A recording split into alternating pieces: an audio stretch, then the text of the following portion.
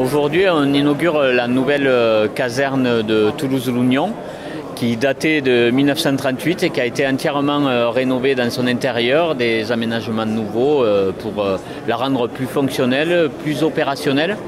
Mais c'est une rénovation qui a respecté l'architecture intérieure du bâtiment qui était souhaitée par les sapeurs-pompiers parce qu'elle a de la mémoire, cette caserne. Si elle parlait, on pourrait écrire un roman sur l'histoire de cette caserne.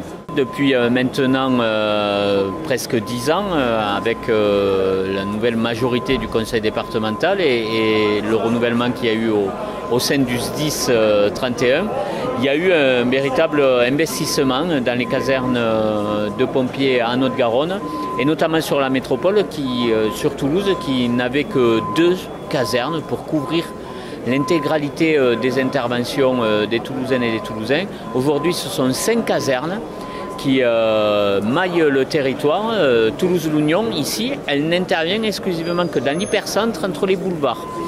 Et c'est 8000 interventions chaque année. C'est la plus grosse caserne de Haute-Garonne, celle qui couvre le plus d'interventions.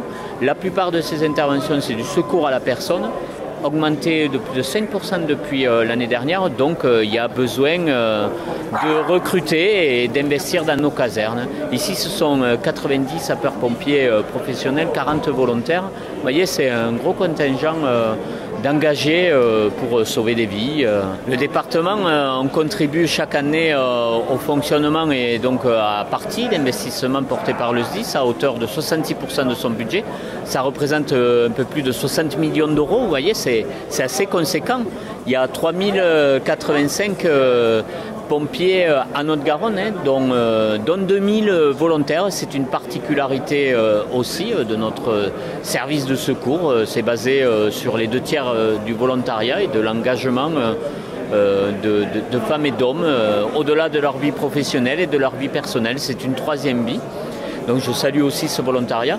Mais c'est de l'investissement et du fonctionnement dans lequel les pouvoirs publics, on se doit d'intervenir parce que nos sapeurs-pompiers, ils couvrent nos besoins de sécurité et nos protections aux Garonnaises, mais pas simplement. Les sapeurs-pompiers au Garonnais, cet été, se sont illustrés en intervenant dans les feux terribles de l'Aude. 3 colonnes sont parties, 80 sapeurs-pompiers en rotation en permanence, près de 25 véhicules sont partis pour aller lutter contre cet incendie meurtrier qu'a frappé l'Aude et qui a dévasté plus de 20 000 hectares.